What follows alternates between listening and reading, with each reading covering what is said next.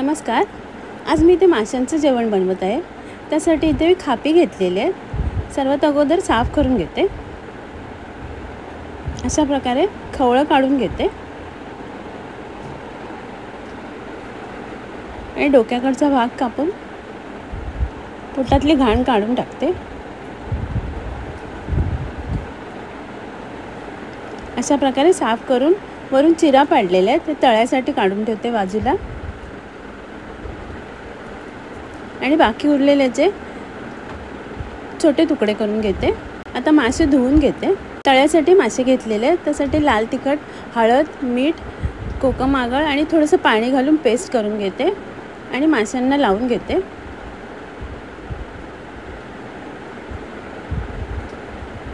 अशा प्रकारे माशांना मसाला लावून झालेला आहे.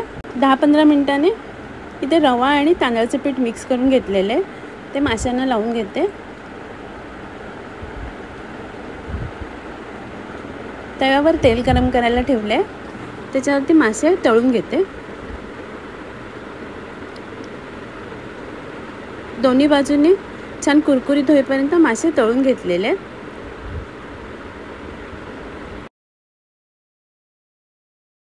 आता मी काढून घेते.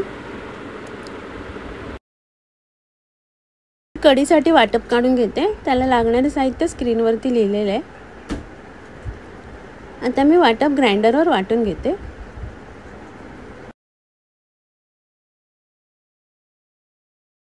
इथे वाटप भांड्यात काढून गॅसवर गरम करायला ठेवले. त्यात हिरवी मिरची, कांदा आणि थोड्या वेळाने 4 कोकमं घातलेली आहेत. पटपाला उकळी आल्यावर त्यात मासे घालते आणि चवीप्रमाणे मीठ घालून मासे शिजेपर्यंत उकळी काढून घेते. मासे शिजलेले आहेत. खापीची कढी तयार आहे. इथे भांड्यामध्ये बारीक चिरलेला कांदा घेते. त्याच्यानंतर तेल घालते आणि कांदा नरम झाल्यावर आलं लसूण पेस्ट घालते आणि परतून घेते. त्यानंतर टोमॅटो घालते आणि झाकण लावून टोमॅटो शिजायला ठेवते. टोमॅटो नरम झालेले आहे. त्यात एक हिरवी मिरची घालते आणि साफ करून धुवून घेतलेली कोलंबी घालते बारीक आणि कांद्यावर परतून घेते. 2-3 कोकमं घालते.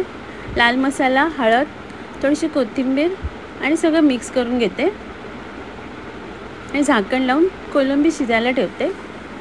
झाकण काढलेलं आहे. आता चवीप्रमाणे मीठ घालते आणि मिक्स करून घेते. इथे बारीक कापून घेतलेला पालक घालते आणि कांद्यावर परतून घेते आणि झाकण लावून शिजायला ठेवते. झाकण काढलेलं आहे. पालक शिजलेलं आहे. वरून कोथिंबीर घालते.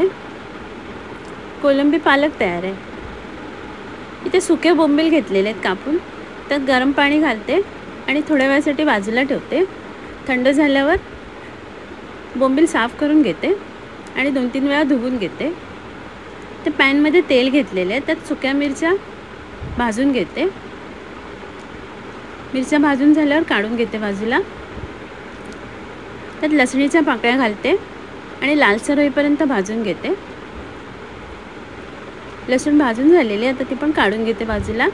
थंड झाल्यावर मिक्सरमध्ये मिरची वाटून घेतलेली आहे. त्यानंतर लसूण घालते आणि वाटून घेते. त्यात धुवून ठेवलेले बोंबील घालते आणि चिंच घालून मिक्सरला वाटून घेते. अशा प्रकारे जाडसर वाटून घेतलेले आहे. त्याला थोडंसं तेल घालून मिरच्या आणि लसूण वाटून घेतलेलं घालते. चवीप्रमाणे मीठ घालून तेलावर परतून घेते. बोंबीलची चटणी तयार आहे. इथे भांड्यात 1 वाटी पाणी घेतलेलं आहे. त्यात मीठ घालून पाणी उकळून घेते.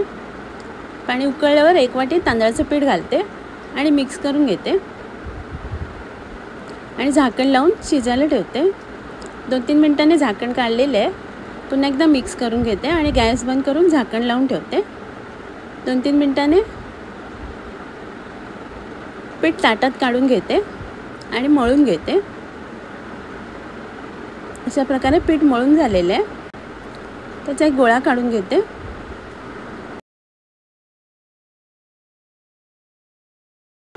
सुकं पीठ घालून लाटणीने लाटून घेते. अशा प्रकारे तांदळाची भाकरी लाटून घेते। भाकरी लाटून झालेली आहे। तवा गरम करायला ठेवलेला, त्याच्यावरती भाकरी भाजायला ठेवते।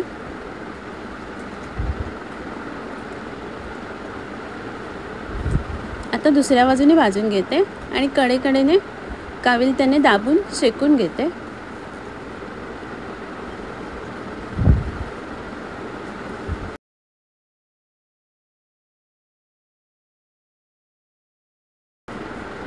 पुन्हा एकदा परतून घेते।